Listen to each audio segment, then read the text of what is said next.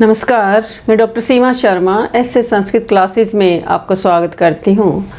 श्रीमद् भगवद गीता का दूसरा अध्याय हम कर रहे हैं। तो किस प्रकार धृतराष्ट्र को संजय, अर्जुन और भगवान कृष्ण के बीच में क्या वार्तालाप चल रहा है युद्ध के मैदान में, वो सारी बातें जो हैं संजय के माध्यम से धृतराष्ट्र को बताई जा रही हैं। तो कुछ श्लोक हम कर चुके हैं, इससे अगले श्लोक हम करते हैं। न च एतद् विद्म कतरन्यो गरियो यद्वा जयेम यदि वा न जयेयु यानेव हत्वा न जिजीविषाम ते अवस्थिता प्रमुखे धातराष्ट्रा। तो इसमें अर्जुन क्या कहते हैं भगवान कृष्ण को कि मैं युद्ध की भूमि में खड़ा हुआ हूँ, परंतु अपने ही भाई बंधुओं को भीष्म पितामह या द्रोणाचार्य या कौरव पक्ष के जो मेरे भाई हैं उनको मैं मारना नहीं चाहता। इससे बढ़कर मैं भीख मांग करके ही अपना जीवन निर्वाह करना चाहता हूँ। क्योंकि न च एतत् विद्म कतरन्यो गरियो यद्वा जयेम यदि वा न जयेयु। अर्जुन क्या कहता है कि यह मैं नहीं जानता। न च एतद् विद्म कि यह मैं नहीं जानता कि मेरे लिए क्या श्रेष्ठ है, कि क्या मुझे करना चाहिए क्या नहीं करना चाहिए। गरियो मैंने श्रेष्ठ है। कि यद्वा जयेम कि हम जीतेंगे, और मैं ये भी नहीं जानता कि हम जीतेंगे। यदि वह ना जयेयु कि वो जीतेंगे या हमको वो जीत लेंगे। यानी अर्जुन क्या कहता है कि मैं ये भी नहीं जानता कि हम जीतेंगे या वो हमें जीत लेंगे। नो मैंने अस्माकम हमको, जेयु वो जीत लेंगे। क्योंकि याने हत्वा न जिजी विषाम ते अवस्थिता प्रमुखे धातराष्ट्रा। क्योंकि अर्जुन फिर क्या सोचता है कि याने हत्वा कि जिनको हत्वा मैंने मार करके, प्रत्यय भी कर चुके हैं तो प्लेलिस्ट में जा कर के आप प्रत्यय भी देख सकते हैं। तो हन जमा कत्वा, तो अब शेष बचता है कत्वा का। तो करके यानी मार करके, यानी जिनको मार कर मैं न जिजी विषाम मैं जीने की इच्छा नहीं रखता। ते वे धातराष्ट्रा धृतराष्ट्र के पुत्र, वो कौन है? धृतराष्ट्र के पुत्र क्या हैं? मेरे सामने खड़े हैं। प्रमुखे अवस्थिता वे मेरे सामने खड़े हैं। यानी अर्जुन क्या कहता है कि न च एतत् विद्म कि मैं ये भी नहीं जानता कि मेरे लिए क्या करना श्रेष्ठ है। गरियो मैंने श्रेष्ठ है कि क्या करना श्रेष्ठ है। यद्वा जयेम यदि वा न जयेयु, और मुझे ये भी नहीं पता कि मैं जीतूंगा या वो हमें जीत लेंगे। फिर भी याने हत्वा कि जिनको मैं मारकर जीना नहीं चाहता, मैं जीना नहीं चाहता, वे ही धृतराष्ट्र के पुत्र मेरे सामने खड़े हैं। तो इसमें अर्जुन को कुछ समझ नहीं आ रहा। तो अर्जुन क्या कहते हैं इस श्लोक के माध्यम से कि अर्जुन की समझ में नहीं आ रहा था कि वह क्या करे, युद्ध करे या ना करे, परंतु क्षत्रिय होने के नाते उसका युद्ध करना धर्म है। तो अगला श्लोक करते हैं। कार्पण्य दोष उपहत स्वभावः पृच्छामि त्वाम धर्म सम्मूढ़ चेतः यत् श्रेय स्यात् निश्चितं ब्रूहि तन्मे शिष्यस्ते अहम शाधि माम त्वाम प्रपन्नम। फिर अर्जुन क्या कहता है भगवान कृष्ण को संबोधित करते हुए कि कार्पण्य दोष उपहत स्वभाव है, कायरता रूपी दोष करके नष्ट हुए स्वभाव वाले। तो कार्पण्य दोषो उपहत स्वभाव है कि कायरता रूपी दोष वाले, उपहत स्वभाव है नष्ट हुए स्वभाव वाले। धर्म सम्मूढ़ चेता धर्म के विषय में मोहित चित्त हुआ मैं। तो भगवान कृष्ण को अर्जुन क्या कहता है, त्वाम पृच्छामि मैं तुमसे पूछता हूँ, धर्म सम्मूढ़ चेता कि धर्म के विषय में मूढ़ हुए चित्त वाला, मोहित हुए धर्म सम्मूढ़ चेता धर्म के विषय में मोहित हुए चित्त वाला। यत् श्रेय स्यात् निश्चितम कि जो मेरे लिए श्रेष्ठ है आप ही निश्चित करें और आप ही मुझे बताएं। क्योंकि तन में शिष्य मैं तुम्हारा शिष्य हूँ, इसलिए माम त्वाम प्रपन्नम आपके शरण हुए मेरे को क्या है तुम्हें शिक्षा देनी चाहिए। जो मेरे लिए श्रेष्ठ है या कल्याणकारी है, यहाँ श्रेय का मतलब क्या है? जो मेरे लिए श्रेष्ठ है, कल्याणकारी है, और जो श्रेष्ठ है वही मुझे आप बताएं, क्योंकि मैं आपका शिष्य हूँ और शरण में आए हुए मुझ शिष्य को क्या है आप शिक्षा प्रदान करें। अगला श्लोक करते हैं। न ही प्रपश्यामि मम अपनुद्यात् यत् शोकम उत शोषणम इंद्रियाणाम अवाप्य भूमौ असपत्नम रिद्धम राज्यम सुराणाम अपि च आधिपत्यम। तो अर्जुन फिर क्या कहते हैं भगवान कृष्ण को कि ना ही प्रपश्यामि मम अपनुद्यात् यत् शोकम उत शोषणम इंद्रियाणाम भूमौ असपत्नम रिद्धम, कि मैं इस पृथ्वी पर, भूमौ मैंने इस पृथ्वी पर, असपत्नम कि निष्कंटक, रिद्धम राज्यम धन धान्य संपन्न, समृद्ध, ऐश्वर्य संपन्न, राज्यम अवाप्य राज्य को प्राप्त करके, अवाप्य मैंने कि राज्य को प्राप्त करके,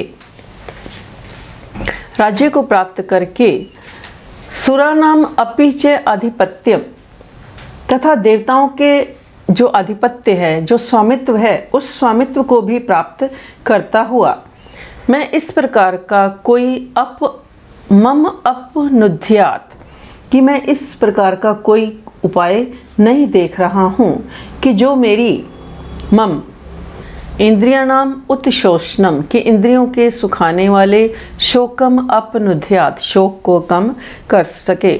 तो अर्जुन युद्ध भूमि में खड़ा हुआ भगवान कृष्ण को क्या कहता है, कृष्ण कि मैं इस पृथ्वी पर असपत्नम निष्कंटक समृद्ध राज्य को प्राप्त करके तथा देवताओं के स्वामित्व को प्राप्त करता हुआ, सुरानाम देवताओं के आधिपत्य स्वामित्व को प्राप्त करके भी, ना ही प्रपश्यामि मम अपनुद्यात्, कि मैं ऐसा कुछ नहीं देख पा रहा हूँ, कि मैं इस प्रकार का कुछ नहीं देख पा रहा हूँ कि जो मेरे इंद्रियों के सुखाने वाले शोक को क्या है दूर कर सके।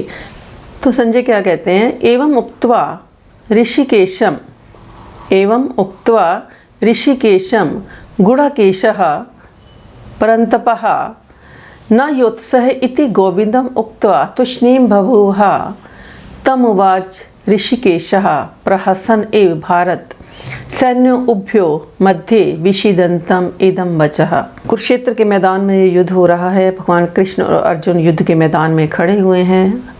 तो संजय धृतराष्ट्र को ये सारी कहानी सुना रहा है कि हे राजन, गुडाकेशः कि किस प्रकार निद्रा को जीतने वाले अर्जुन तथा अंतर्यामी ऋषिकेशम भगवान कृष्ण महाराज के प्रति एवं उक्त्वा इस प्रकार कह करके, गुडाकेश किसका विशेषण है, अर्जुन का, एवं उक्त्वा इस प्रकार कहकर, न योत्सय कि मैं युद्ध नहीं करूँगा, इति गोविंदम उक्त्वा तुष्णीं बभूव इस प्रकार गोविंदम मैंने भगवान कृष्ण को कह करके चुप हो गया। यानी संजय धृतराष्ट्र को बता रहा है कि ऐसा कह करके जो अर्जुन था कि मैं युद्ध नहीं करूँगा, इस बात को कह करके अर्जुन जो था चुप हो गया।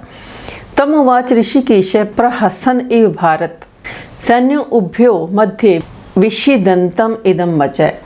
प्रसन्न हृदय वाले, तम उवाच मैंने कि हे भरतवंशी, तम उवाच भारत मैंने कि हे भरतवंशी, प्रहसन एव तम उवाच हंसते हुए इस प्रकार उसको बोले, सैन्यो उभ्यो मध्य विषीदंतम इदम वचः कि दोनों सेनाओं के मध्य में विषाद उत्पन्न करते हुए शोक से युक्त अर्जुन को हंसते हुए इस प्रकार भगवान कृष्ण ने ये वचन कहे। तो ये इम्पोर्टेंट है श्लोक पेपर के लिए। तो भारत मैंने कि धृतराष्ट्र, संजय किसको संबोधित करते हैं, धृतराष्ट्र को, कि हे धृतराष्ट्र, ऋषिकेशम कि भगवान कृष्ण ने हंसते हुए सैन्यों उभय मध्य दोनों सेनाओं के मध्य विषीदंतम शोक युक्त दोनों सेनाओं के मध्य में खड़े हुए अर्जुन को इदम वचः तमुवाच इन वचनों से संबोधित किया। तो भगवान कृष्ण फिर अर्जुन को क्या कहते हैं कि अशोच्यान अन्वशोचस्त्वं प्रज्ञावादांश्च भाष्यसे गतांसोंश्च न अनुशोचन्ति पंडिता। तो भगवान कृष्ण फिर अर्जुन को क्या कहते हैं कि हे अर्जुन कि तुम अशोच्यान कि तुम कैसे हो, जिनके प्रति शोक नहीं करना चाहिए, कि ना शोक करने वाले, तथा अन्वशोचः तुम जिनके प्रति क्या है शोक नहीं करना चाहिए, उनके प्रति तुम शोक करते हो। प्रज्ञावादांश्च और पंडितों के वचनों को कहते हो और बड़े श्रेष्ठ वचनों को कहते हो, यानी पांडित्यपूर्ण वचन कहते हुए उनके लिए शोक कर रहे हो जो शोक करने के योग्य नहीं हैं। क्योंकि जो पंडितः, जो विद्वान लोग होते हैं, जो चले गए हैं, गता सुनिश्चय मैंने कि जो चले गए हैं, या गतान सुनिश्चय, और जो जाने वाले हैं, जिनके प्राण अभी नहीं गए हैं। यहाँ पे क्या है कि गतासून कि जिनके प्राण चले गए हैं, यानी जो मृत हो गए हैं, तथा जो मृत्यु के बिल्कुल समीप हैं, मृत्यु के निकट हैं, उन विद्वान, उन व्यक्तियों के प्रति ना अनुशोचंती, शोक नहीं करते हैं। यानी जो विद्वान लोग हैं, जो व्यक्ति चले गए हैं, मृत्यु को प्राप्त हो गए हैं, और जो मृत्यु को प्राप्त होने वाले हैं, मरणासन हैं, उन व्यक्तियों के प्रति क्या है, ना अनुशोचंती, शोक नहीं करते हैं। तो ये इम्पॉर्टेंट है श्लोक हमारा पेपर के लिए, बहुत इम्पॉर्टेंट है ये। तो क्या कहते हैं भगवान कृष्ण अर्जुन को कि हे अर्जुन, कि तुम प्रज्ञावादांश्चय, कि इस प्रकार क्या है कि तुम पांडित्यपूर्ण वचन कहते हुए, तुम पांडित्यपूर्ण वचन कहते हुए उन लोगों के प्रति शोक कर रहे हो जो शोक करने के योग्य नहीं हैं। न त्व एव अहम जातु नासम न त्वम न इमे जनाधिपा न च एव न भविष्यामः सर्वे वयम अतः परम।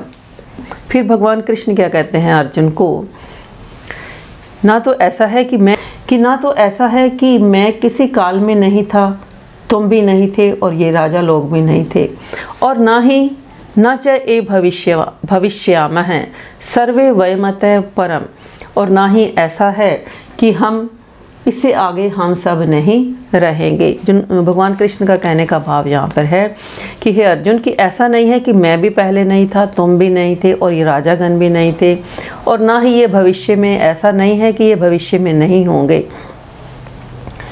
तो तुम्हारे लिए क्या है कि ऐसा, इस प्रकार का जो भाव है वो किस प्रकार तुम अपने मन में इस प्रकार के भाव को उत्पन्न कर रहे हो। तो भगवान कृष्ण का यहाँ पर कहने का भाव ये है कि इस श्लोक के माध्यम से कि असंख्य जीवों के कर्म और कर्म फल के अनुसार उनकी अपनी अपनी परिस्थितियों से वो इस सृष्टि पर क्या है, बार बार जन्म लेते हैं। तो मैं भी पहले किसी न किसी रूप में था, तुम भी थे और ये सारे राजा लोग भी थे। तो इस प्रकार तुम्हें इस युद्ध स्थल में किसी प्रकार का शोक नहीं करना चाहिए, क्योंकि देहिनो अस्मिन यथा देहे कुमारम यौवनम जरा तथा देहांतर प्राप्ति धीरस्तत्र न मोहयति। ये श्लोक इम्पोर्टेंट है पेपर के लिए बहुत ज़्यादा। भगवान कृष्ण क्या कहते हैं कि हे अर्जुन, कि अस्मिन देहिनो यथा देहे, कि इस शरीर में, देहिनो मैंने कि इस देह में, इस शरीर में, यस्मिन देहे, कि इस शरीर में जिस प्रकार कुमारावस्था, युवावस्था और फिर वृद्धावस्था आती है, तथा देहांतर प्राप्ति धीरे तत्र न मोहयति, और फिर देह के बाद दूसरे शरीर की प्राप्ति होती है, यानी देह भी, वो जो जीर्ण शरीर होता है वो भी क्या है, विनाश को प्राप्त हो जाता है। इसलिए धीरे तत्र न मोहयति, जो धैर्यशाली लोग होते हैं इस विषय में किसी प्रकार का मोह नहीं करते हैं। अर्थात जिस प्रकार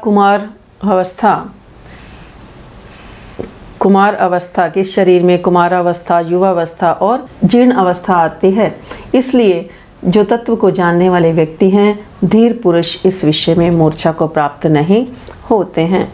तो ये श्लोक इम्पॉर्टेंट है। प्रत्येक जीव के अंदर एक व्यष्टि आत्मा है, वह प्रतिक्षण अपना शरीर बदलता रहता है, कभी बालक के रूप में और कभी युवा अवस्था के रूप में और कभी जीर्ण अवस्था के रूप में हम वृद्ध पुरुष के रूप में परिवर्तित हो जाते हैं। परंतु आत्मा क्या है, वैसा ही रहता है, उसमें किसी प्रकार का परिवर्तन नहीं होता है।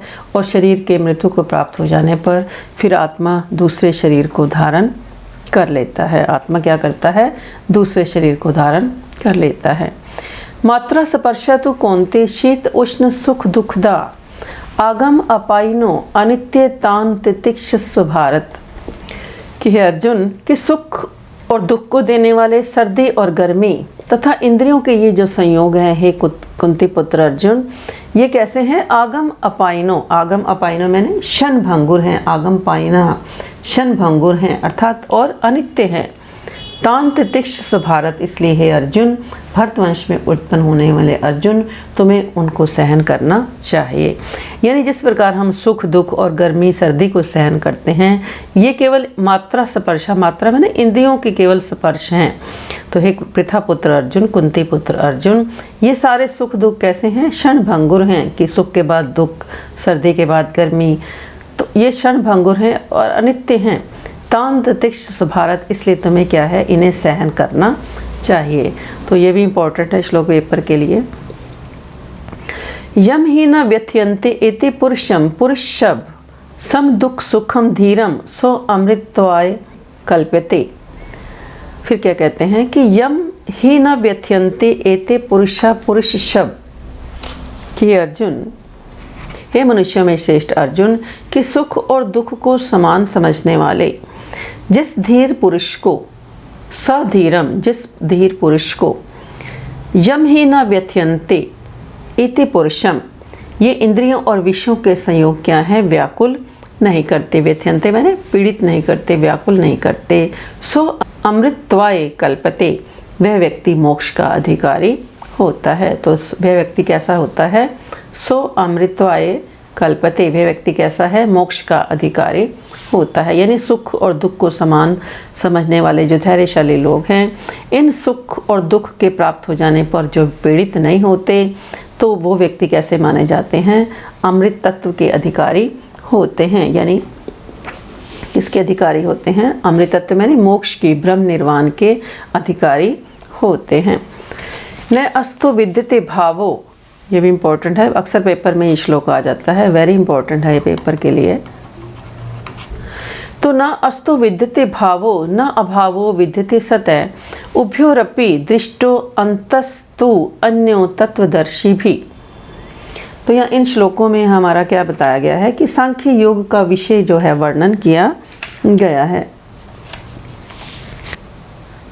न असतो विद्यते भावो न अभावो विद्यते सतः, कि जो असत है उसका कभी अस्तित्व नहीं हो सकता, वो कभी, जो असत वस्तु है उस वो कभी अस्तित्व में नहीं आ सकती। भावों मैंने अस्तित्व की, भाव में कि जो वस्तु क्या है, असत्य है, वो कभी अस्तित्व में नहीं आ सकती, वो कभी हमें लंबे समय के लिए दिखाई नहीं दे सकती। परंतु जो सत्य है वो उसका कभी अभाव नहीं हो सकता।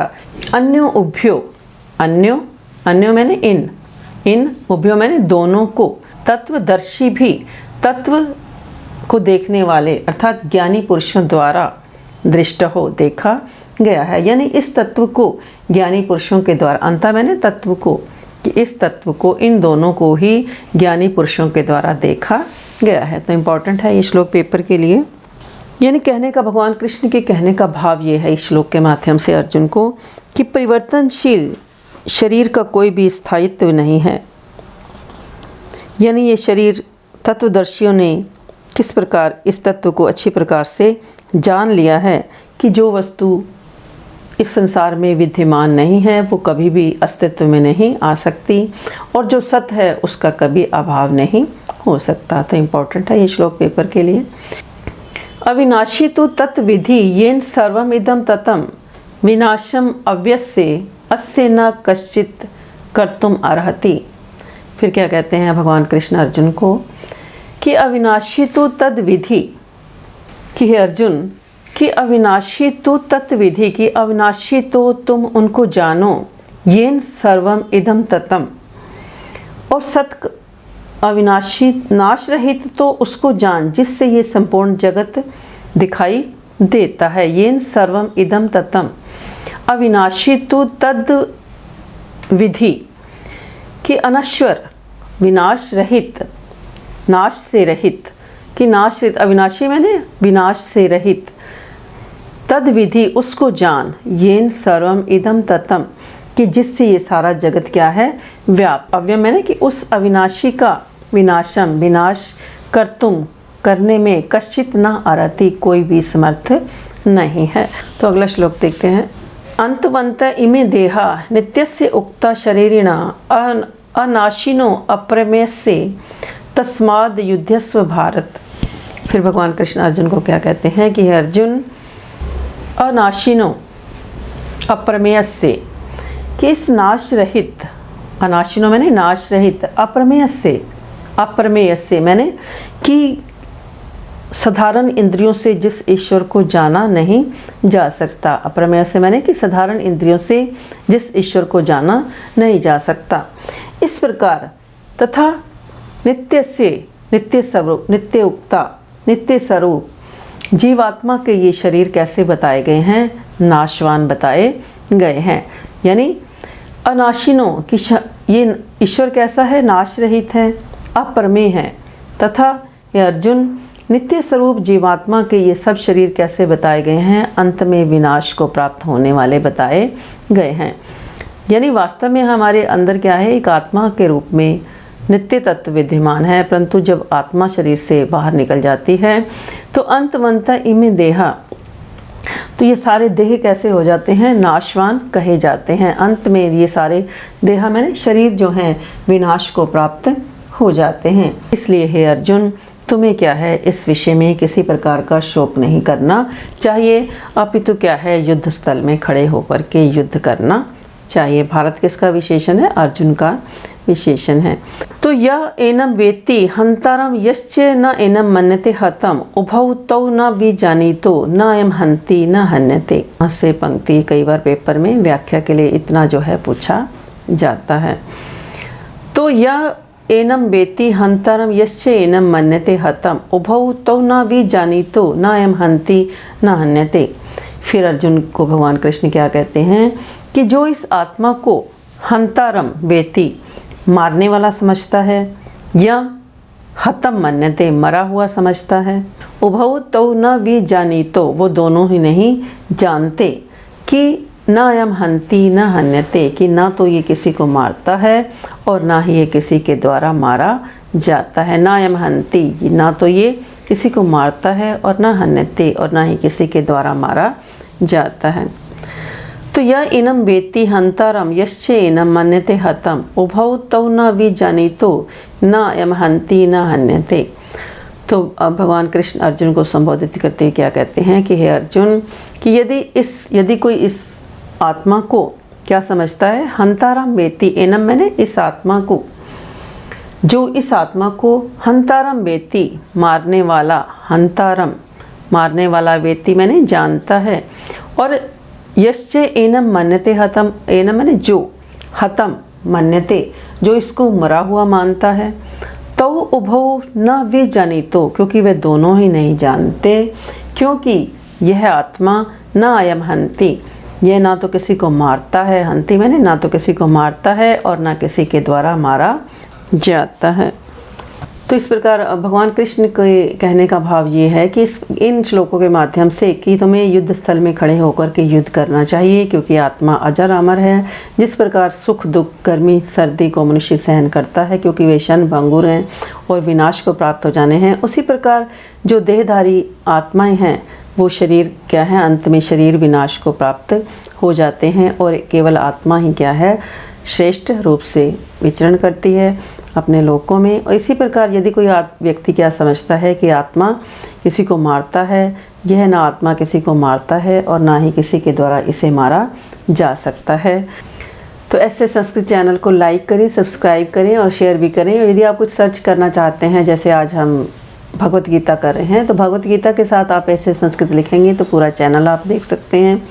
प्लेलिस्ट में जाकर के भी जो देखना चाहते हैं, संधि समास कारक महेश्वर सूत्र प्रत्याहार सूत्र या प्रत्यय छंद, जो भी आप देखना चाहते हैं देख सकते हैं। तो आज के लिए इतना ही। धन्यवाद। जय हिंद, जय भारत।